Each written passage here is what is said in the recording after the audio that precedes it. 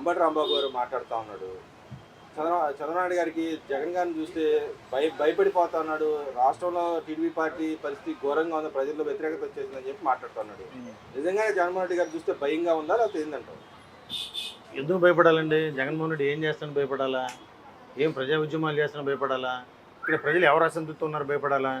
ఈ రోజుకి మీరు ప్రతిపక్ష హోదా మీకు లేదు, కనీసం ప్రతిపక్ష హోదా లేకపోయినా కానీ ప్రతిపక్షంగా ఉండి ప్రభుత్వం మీద ఒక వ్యతిరేకత మీద మీరు ఒక కార్యక్రమం చేయగలిగారా?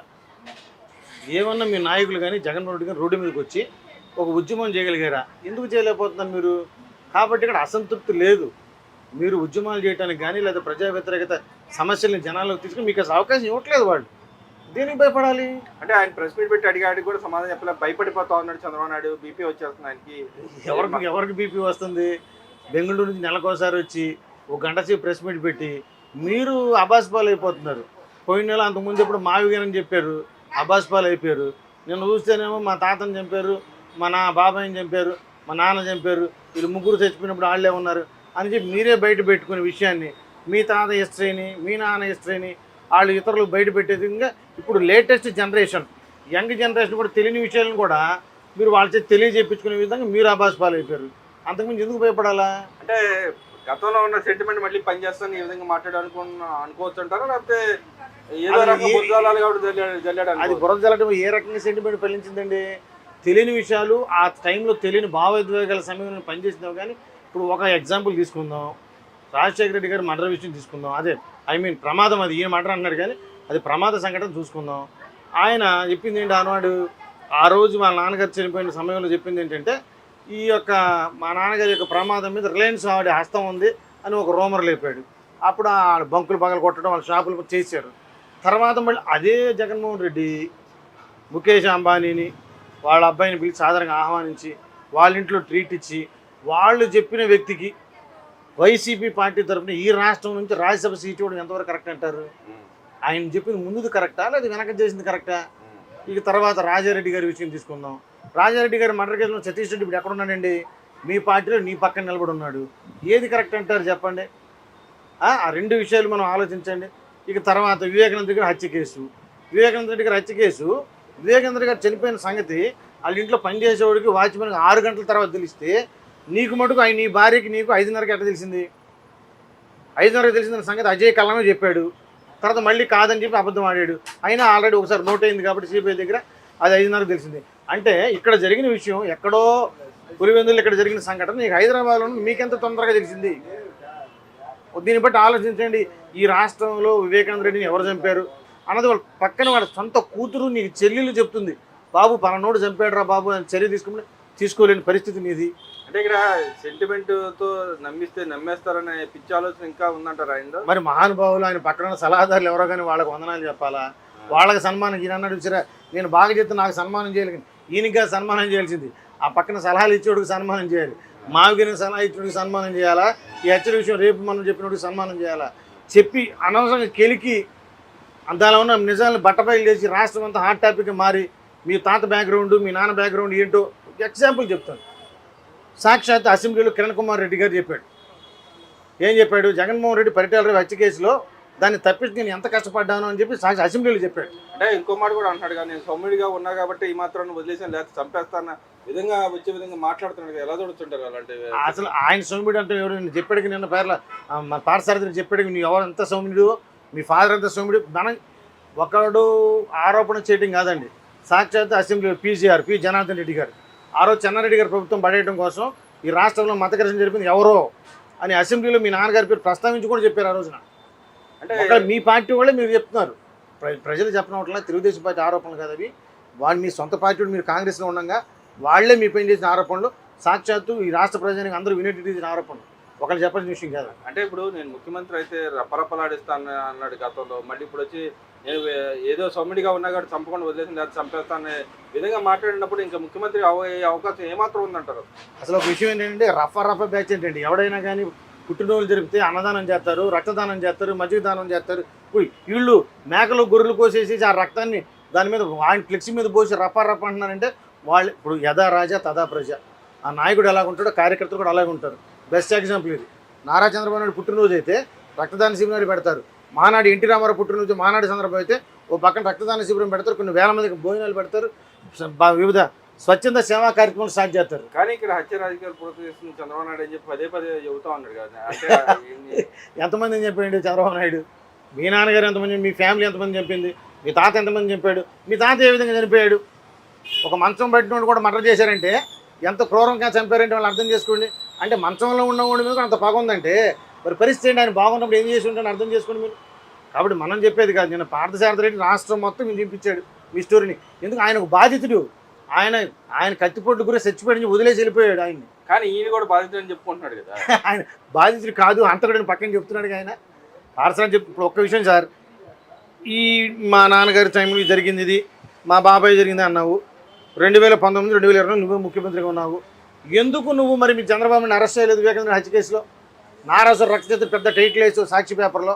ముందేమో గుండెపోటు అన్నావు, తర్వాత గొడ్డల పోటుగా మారింది. శవాన్ని కుట్లేసిన అవసరం ఏంటి? చంద్రబాబు నాయుడు మర్డర్ చేసి గొడ్డలతో తలగా మీరెందుకు కుట్లేసుకున్నారు? ప్రజలకు అర్థం కావట్లేదా? నువ్వు ప్రెస్ మీట్ పెడితే నవ్వుకోవట్లేదు జనాలు. మీ బాబాయ్ హత్య కేసు నువ్వు చెప్తే జనం నవ్వుకుంటున్నారండి. ఎందుకంటే ఆయన గుండెపోటు అని చెప్పింది మీరే సాక్షి టీవీలో, గొడ్డల పోటుగా మారింది మీరు. తెల్లారి చంద్రబాబు నాయుడు ఇంటికి వచ్చి చంపేస్తే ఆ శవానికి మీరెందుకు కుట్లేశారు? రక్తం మరకలు మీరెందుకు తుడిచేశారు? గోళ్ళు మీరెందుకు శుభ్రం చేశారు? వచ్చిన శవానికి ఫోల్ డెకరేషన్ ఎందుకు చేశారు? 2-3 పిల్లలను కర్మని చెబుతుంది చంద్రబాబు నాయుడు కానీ ఆయన కొడుకుని ఆచరించలేదు. కానీ పక్కన ఎంత మాత్రం సమంజసం.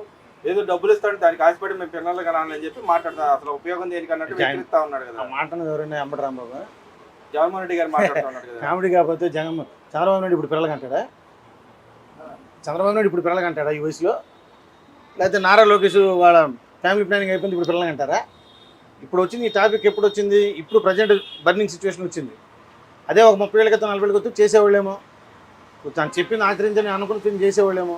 నువ్వు కొత్తగా చెప్పి ఈరోజు పక్కన ఉన్న దేశాలు చైనా కానీ ఇటువంటి కొన్ని దేశాల్లో వృద్ధులు పెరిగిపోయి యూత్ తగ్గిపోతుంది కాబట్టి యూత్ అనే జనరేషన్ పెరగాలి అనే ఆలోచనలు ఈరోజు కొత్త విషయం చెప్పుకొస్తున్నారు. ఒక ఎంకరేజ్మెంట్, ఒక పాలసీ చెప్తున్నారు.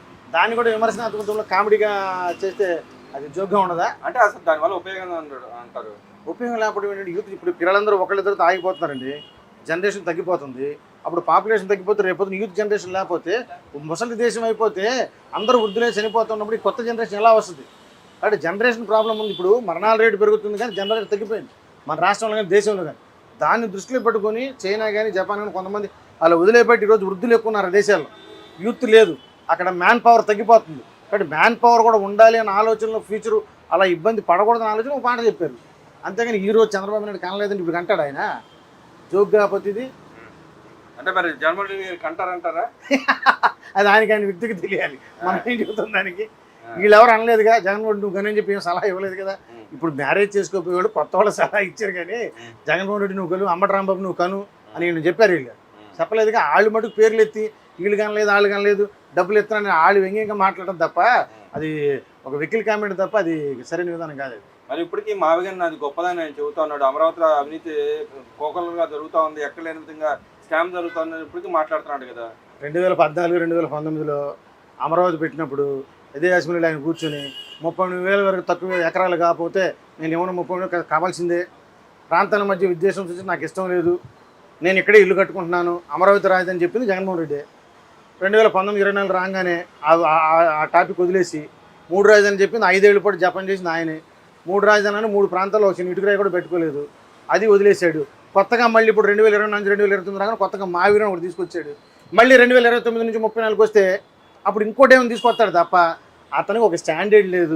అవకాశం ఎంత మాత్రం ఉందంటారు మరి? లేదు ఇక ఇంకెక్కడ ఉంటుంది. ఇప్పుడు నువ్వు చెప్పిన మాట 3, ఇప్పుడు నేను చెప్పిన 3 మాటలు కూడా ఆయన చెప్పినవి తప్ప నేను సొంతంగా అతని మీద ఆరోపణ చేసింది కాదు. రాష్ట్ర ప్రజలందరికీ తెలిసి నేను చెప్పిన 3 మాటలు. అమరావతి కావాలన్నది ఆయనే, ప్రాంతాలకు విభేదం సృష్టించకూడదన్నది ఆయనే, తర్వాత ఇప్పుడు మావిగాని అంటుంది ఆయనే, మళ్ళీ రేపు కొత్త 3 రాజధానులు అన్నది ఆయనే, అన్నీ ఆయనే. రోజుకు ఒక మాట, రోజుకు ఒక పాట అండి. అంతే పరిస్థితి. ఆయన మాటల మీద విశ్వసనీయత లేదు. మా బాబాయ్ని చంపినోడు అంటాడు, మా నాన్న చంపిన రిలయన్స్ అంటాడు, వాడికి రాజ్యసభ సీట్ ఇస్తాడు. మా తాతని చంపాడు, వాడిని పక్కన పెట్టుకుంటాడు పక్కన. మావిగాని అంటాడు, మళ్ళీ 3 రాజధానులు అంటాడు, మళ్ళీ అమరావతి నాదండి, నేను ఇక్కడ ఇల్లు కట్టుకున్నాను అంటాడు. చంద్రబాబు నాయుడు ఇల్లు లేదు ఇక్కడ అంటాడు. ఇవన్నీ ఆయన మాటలే. ఇక ఎవడు నమ్ముతాడు ఆయన మాటలు? నమ్మే పరిస్థితి జనం, ప్రజలు నమ్మే పరిస్థితి. నేను ఒకటేనండి చెప్తుంది, జగన్మోహన్ రెడ్డి గారికి ఒక మంచి సలహా నీ పక్కన చుట్టుపక్కల నీకు సలహాలు ఇచ్చాడు ముందు మార్చుకోవా, ఆయన మార్చేసి ఎవరైనా మంచి వాళ్ళని పెట్టుకుని మంచి సలహాలు ఇవ్వడానికి అలాంటి సలహాలు తీసుకోవద్దని చెప్తున్నాం. మరి రాష్ట్రంలో ఇప్పుడు గ్రాఫ్ ఎవరికి ఉందంటారు? ఈ గవర్నమెంట్ గత గవర్నమెంట్కి ఎలా ఉందంటారు, ఈ గవర్నమెంట్కి ఎలా ఉందంటారు? సార్ మనకు ఒకటే సార్, అన్నా క్యాంటీన్ దగ్గర నిలబడి 5 రూపాయలు పెట్టి అన్నం తిన్నామని అడగండి. బడికి వెళ్ళే పిల్లలకు డబ్బులు వేస్తాం, కుటుంబ సభ్యులు ఎంతమందికి ఉంటే అంతమందికి వచ్చిన తల్లిని అడగండి వెళ్ళి, ఏమండి. తర్వాత ఈ రోజున ఇసుక ఫ్రీగా వదిలితే పనులు చేసుకున్న పని వాళ్ళని అడగండి. ఆర్టీసీ బస్సు ఫ్రీగా వెళ్ళి అడగండి, గ్యాస్ బండ్లు ఫ్రీగా వచ్చిన అడగండి. తర్వాత ఈరోజు చిన్న పరిశ్రమలు, రేపు గూగుల్లో విశాఖలో లాంచ్ అవుతున్న అందులో జాబ్ చేసే వాళ్ళని అడగండి, కాంగ్రెస్ పరిశ్రమ అడగండి, ఆర్సెలర్ మిట్టరాంగ్ అందులో అడగండి, రాయల్ ఎన్ఫీల్డ్ వాళ్ళని అడగండి. ఇలాగా ప్రతి కంపెనీ వస్తుంది. కొత్తగా వచ్చేప్పటికి మన క్వాంటమ్ కంప్యూటర్ వ్యాలీ పెట్టి సిలికాన్ వ్యాలీ వస్తుంది. వీటిలో జాబ్ చేసి ఎడ్యుకేటెడ్ పర్సన్స్ని అడగండి. ఈ రాష్ట్రంలో ప్రజలకు రైల్వే జోన్, రేపు జోన్ వచ్చింది, అందులో 50,000 ఉద్యోగాలు వస్తాయి. Bhogapuram airport next month opening, అందులో ఉద్యోగం చేసి చిన్న దాని ఎదురు పట్టుకున్న చిన్న బడ్డీ కొట్టుని అడగండి, బాబు ఏంటి పరిస్థితి, వాళ్ళు చెప్తారు. ఈ రోజున ఈ కూటమి ప్రభుత్వం గ్రాఫ్ పడిపోయిందా పెరగలేదా. ఎడ్యుకేషన్ మినిస్టర్గా ఉండి ఓ గవర్నమెంట్ స్కూల్ పిల్లలు 590 వచ్చినాయి అని చెప్పి దమ్ము ధైర్యం అడ్వర్టైజ్మెంట్ ఇచ్చిన ఆ యొక్క తల్లిదండ్రులు అడగండి. నిన్నగాక మొన్న గల్లా మాధవి గుంటూరు నుంచి కొంతమంది పిల్లలు ఢిల్లీ తీసుకెళ్తాం తన సొంత డబ్బులతో గవర్నమెంట్ స్కూల్ పిల్లల్ని, వాళ్ళ పేరెంట్స్ని అడగండి గ్రాఫ్ ఉందా లేదా అని. ఊళ్ళో కూర్చొని మీ కార్యకర్తలకి మీ నాయకులకి ప్రోత్సాహంగా ధైర్యం ఏది మేకపోతు గాంభీర్యాన్ని ప్రదర్శించుతూ మీ వాళ్ళని మీరు ఉత్సాహించుకుంటే తప్పు లేదు వాళ్ళు చెప్పడంలో తప్పు లేదు, కానీ ప్రజలకు తెలుసు. అంటే ఇంకా విద్య కానుక ఇచ్చే ఇది కూడా ఎంత మటుకు రాలేదు, ఎత్తేసారని చెప్పి ఇప్పుడే మాట్లాడుతున్నారు. నిజంగా స్కూల్ బిగిన కాకముందే విద్యా కానుక ఇచ్చేస్తున్నాడా, గతంలో ఇచ్చేసాడు? అసలు ఆయన 5 yearsలో ఫస్ట్ ఇయర్ ఇచ్చాడా, లాస్ట్ ఇయర్ ఇచ్చాడా? 3 ఏళ్ళు ఇచ్చి 3 ఏళ్ళు ఎప్పుడు వాయిదాలు వేసి ఇచ్చాడు. పెన్షన్ పెంచుతానన్నాడు, ఒకేసారి 3,000 అతను చేశాడు, వెంటనే 250 పెంచుకుంటూ వచ్చాడు. నువ్వు మాట్లాడటానికి మీకు విశ్వసనీయత ఎక్కడ ఉందండి? నిన్నగాక మొన్న పెట్రోల్ రేట్లు పెరిగిన ధర్నాలు చేశారు. నీవు 2019, 2024 గ్రాఫ్ చూసుకుని నువ్వు కూడా ఏపీలోనే టాప్ పొజిషన్, అప్పట్లో అత్యధిక రేటు ఉంది మన రాష్ట్రంలో ఉంది. నువ్వు అదే చేసావు, వాళ్ళు అదే చేస్తున్నావు. అంటే కేంద్ర గవర్నమెంట్ మీద దమ్ము ధైర్యం ఉందంటారా చేసేది? అక్కడ ధర్నా అక్కడ చేయాలిగా, ధర్నా వెళ్ళి ఢిల్లీలో మనం అన్నది కాదు, కొడాలని చెప్పింది, అది మన సోషల్ మీడియాలో వచ్చింది చూసారు లేదు. ఇక్కడ ఎవడరా ఏదైనా ఆయన లాంగ్వేజ్లో ఆయనకున్న పచ్చి భాష సంస్కృతం తెలుగులో మాట్లాడుకుంటూ ఆయన చెప్పిన భాష, అదే భాషను మీకు అన్వయించుకోండి. అక్కడికి వెళ్ళి ధర్నాలు చేయమని ఆయనే చెప్పాడు, మీరు చేయరా? మరి ఇవన్నీ ఏంటంటే ప్రజల్లో ఉండటానికి వాళ్ళకి ఒక్క విషయం లేదండి, ఒక టాపిక్ లేదండి, వాళ్ళకి లేక బాధపడుతున్నారండి. మర్చిపోయారంటారా? ప్రజలు వాళ్ళని మర్చిపోయారు, ప్రజలే వాళ్ళని మర్చిపోయారు. వీళ్ళకి సమస్యలు ఎలుగెత్తి బయటకు వచ్చి ప్రశ్నించడానికి వీళ్ళకి సమస్యలు కనపడకే మా తాత చచ్చిపోయాడు, మా నాన్న చచ్చిపోయాడు, మా బాబాయ్ చచ్చిపోయాడు, కాసేపు మావిగనని నెక్స్ట్ మంత్ వస్తాడు, నెక్స్ట్ మంత్ కొత్త టాపిక్ తీసుకొస్తాడు. ఈ 4 రోజులు రీసెర్చ్ చేస్తారు, ఒక ల్యాబ్లో వండి వార్చి తీసుకొచ్చి అప్పచెప్తాడు, అది ఫెయిల్ అవుద్ది, వంటకం ఫెయిల్ అవుద్ది. నెక్స్ట్ ఏదో వచ్చేది కూడా వంటకం ఫెయిలే, అందులో నో డౌట్. కాబట్టి వాళ్ళు వండి వార్చేవి కూడా సక్రమమైన వండి వార్చుకుంటే బాగుంటుంది మన సలహా.